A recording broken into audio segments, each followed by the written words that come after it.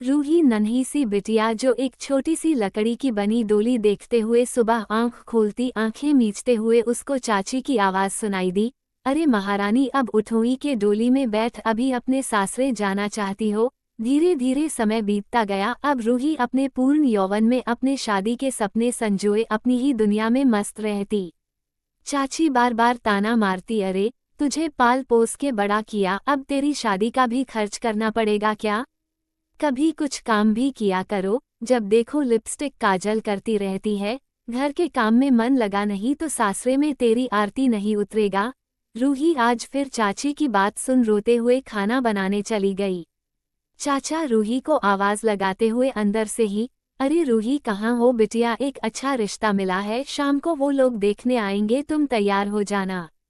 रूही की खुशियों का ठिकाना नहीं रहा। वो भागते हुए अपने कमरे में अपनी उसी बचपन की डोली को जल्दी से हाथों में ले खुशी से नाचने लगी। रूही बेशर्म अपनी ही शादी की बात पर इतनी खुश हो रही, अरे हम लोग तो शादी के बाद भी इतने खुश नहीं हुए, चाची कौंधते हुए बोले जा रही थी। दूसरी रोज चाचा मायूस होकर आंगन में बैठ गए। चाची फिर गरम मिजाज में होकर बोली, फिर टूट गया क्या रिश्ता? अरे ये है ही मनहूस, कौन करेगा इससे शादी? रूही सुबह उठी तो पड़ोस की लड़की को बैंक में खाता खोलने जाना था। उसके बार बार बोलने और चाची से पूछने के बाद रूही भी बैंक गई। आज वो बाहर निकली थी बिना चाची की रोक टोक के। अरे मुनिया, सब कागज लिया है कि नहीं खाता खोलने के लिए? हाँ दीदी, सब लिया है। बैंक के अंदर जाते ही सामने शीशे के बने कैबिन में एक सुंदर सा लड़का बैठा दिखा। रूही अपने कपड़े ठीक करते हुए बोली, सर क्या मैं अंदर आ सकती हूँ? बैंक मैनेजर, हाँ सर, खाता खोलना है बैंक में। नजरें झुकाए रूही बोल रही थी, यस मैडम, आप सभी कागज लगा कि ये फॉर्म भर दीजिए, आपका खाता खुल जाएगा। बैंक के साहब अच्छे हैं न दीदी, सभी काम आसानी से हो गया, मुझे तो बहुत डर लग रहा था, मुनिया बोले जा रही थी। लेकिन रूही की तो जैसे नजरें बैंक के शीशे वाले कैबिन में ही थी। जब दोनों बैंक से निकलने लगी तभी पीछे से आवाज आई, सुनिए मैडम, मेरा नंबर ले लीजिए, कभी कोई काम पड़े तो मुझे बता दीजिएगा, मैं करवा दूंगा। रूही धन्यवाद सर कहते हुए नंबर लेकर घर आ गई। चाची घर पर आते ही गुस्से से पागल हुई। अरे मोबाइल चार्ज में लगा देती हूँ, चाचा का फोन आने वाला है। रूही फोन उठाती है और मैनेजर का नंबर सेव करने लगती है, तभी गलती से उस नंबर पर रिंग चली गई। हाय, अब क्या होगा अगर सर ने फोन किया तो क्या बोलूंगी, इतना सोच ही रही थी। तभी फोन में घंटी बजी। बहुत घबराते हुए एक ही सांस में रूही ने अपना परिचय दिया, सॉरी सर, मैं अभी बैंक आई थी, आपके नंबर पर कॉल चली गई, मुझे माफ कर दीजिए। बैंक मैनेजर ने हंसते हुए कहा, अरे नहीं, हम तो कस्टमर की सेवा में बैठे ही हैं। रूही धन्यवाद सर। उधर से आवाज आई, अरे मैं भी इंसान ही हूँ, आप मुझे सर नहीं शोभित बुला सकती हैं। रूही तब तो आप हमारे मेहमान हुए और हमारे यहाँ तो मेहमान को भगवान माना जाता है। आपका क्या नाम है मैडम? जी सर, रूही। रूही कांपते हुए, अरे फिर से सर, मेरा नाम शोभित है। शोभित? रूही जी। शोभित सर जी, मेरा नाम रूही है, आप रूही बोल सकते हैं शोभित जी। दोनों एक साथ हंसने लगते हैं। अच्छा रूही जी, अच्छा लगा आपसे बात करके, मुझे अब खाना भी बनाना है, फिर खा के कुछ काम भी करना है ऑफिस का। जी सर धन्यवाद। रूही, अरे ओ रूही कहाँ मर गई, कब से खाना बना के नहीं तेरा, अब खाने को भी देगी कि भूखों ही रखना है? हाँ चाची आई, बस बन गया खाना। खाना लगाते हुए गुनगुनाने लगती है, चाचा अरे रूही बेटा क्या बात, खाने की खुशबू तो आंगन तक जा रही है। सभी खाना खा ही रहे होते हैं कि फोन बजा। रूही दौड़ के जाती है, लेकिन अरे कंपनी का फोन। चाची हंसते हुए, अरे तेरे मोबाइल कंपनी के आशिकों का है। रूही भी हंसती है, सभी खाना खा के सोने लगते हैं। रात के 12 बजे फोन बजने की आवाज से रूही की नींद टूटी। अब इस टाइम कौन होगा? रूही उठकर अलमारी में फोन ढूंढते हुए अलमारी में अपनी लकड़ी की डोली उठा लेती है। फिर से फोन की आवाज से उसने जल्दी से फोन उठाया, अरे चाची उठ गई तो अभी हंगामा करने लगेगी। हेलो, कौन? अरे ये तो बैंक मैनेजर का नंबर है। इतने में ही शोभित बोल पड़ा, सॉरी इतनी रात को फोन किया, सोने जा रहा था तो सोचा गुड नाइट बोल दूं। रूही को अजीब सी बेचैनी हो रही थी, किसी लड़के ने पहली बार उससे इतनी रात को बात की थी। रूही काफी देर खुद को रोकते हुए उससे रहा नहीं गया, उसने शोभित को फोन किया। हेलो, मैं रूही जो आज बैंक आई थी। शोभित गुस्से में, अरे क्या यार, बार बार मैं बैंक आई थी लगा रखा है आपने, मैंने आपका नंबर सेव किया है। रूही जी बोलिए। जी वो गुड नाइट नहीं बोला था मैंने, इसलिए वापस फोन किया आपको। दोनों ने कुछ मिनट तक बात किया फिर सो गए।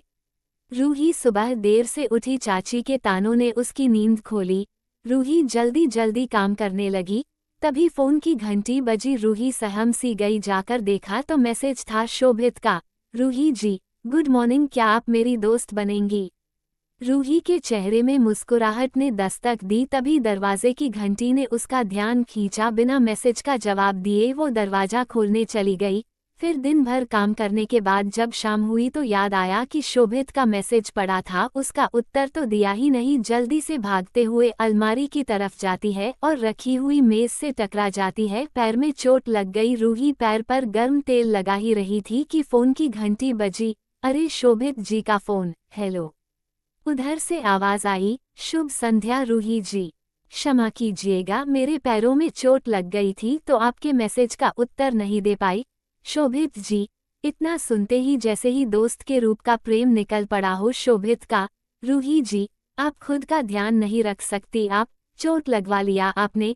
अचानक से एक दिन रूही का फोन बंद आया। लगातार कई दिनों तक रूही का फोन बंद पाकर शोभित बहुत परेशान हो गया, जैसे उसका कोई अहम हिस्सा उससे दूर था। आज जब रूही के फोन की घंटी बजी तो वो कुछ बोलती उसके पहले ही जैसे शोभित उसका अधिकारी हो, बड़ी तेजी से अपनेपन के साथ डांटे जा रहा था।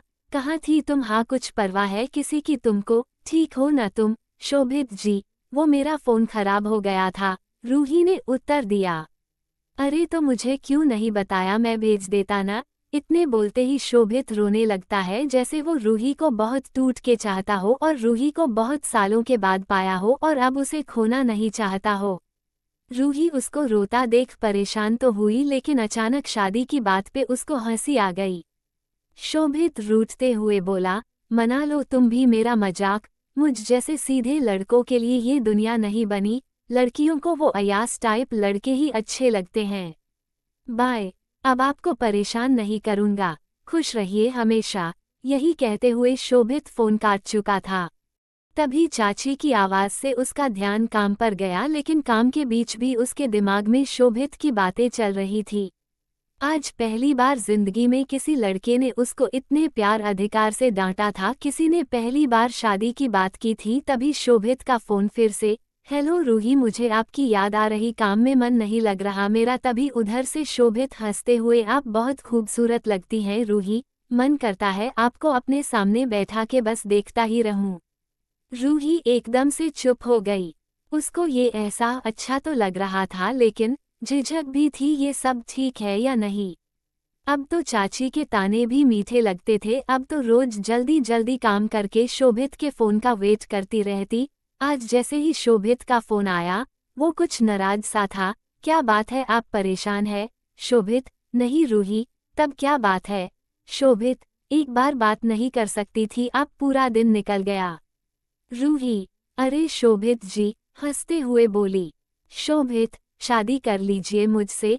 रूही जी, रूही बस शोभित की बात सुने जा रही थी। शायद मन से वो भी शोभित को पसंद करने लगी थी। अपने सपने के राजकुमार को वो अब शोभित में देखने लगी थी। लेकिन चाची चाचा से कैसे बात करे, यही समझ नहीं आ रहा था। शोभित ने वादा किया, मैं आपके घरवालों को मना लूंगा। शोभित, आप तो मुझे इतनी मानती हो, आपके लिए तो पूरी दुनिया से लड़ जाऊंगा।